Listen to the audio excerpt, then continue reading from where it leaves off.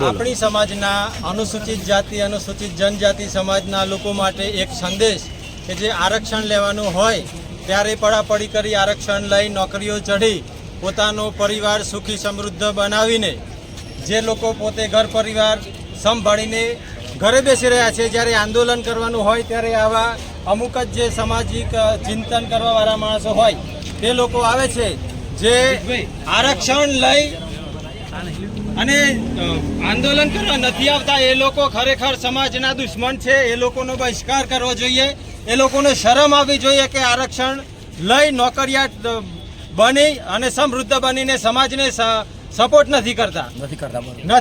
એવા લોકોને ખરેખર સમાજમાંથી બહિષ્કાર કરવો જોઈએ અને આવા લોકોને બહાર પાડવા જોઈએ, સ્ટેજ ઉપરથી ઉતારવા જોઈએ. જે જ્યારે સમાજની ચિંતા કરવા માટે જ્યારે ભાષણ કરવા આવે છે કે અમે સમાજનું હિત ઈચ્છે છીએ,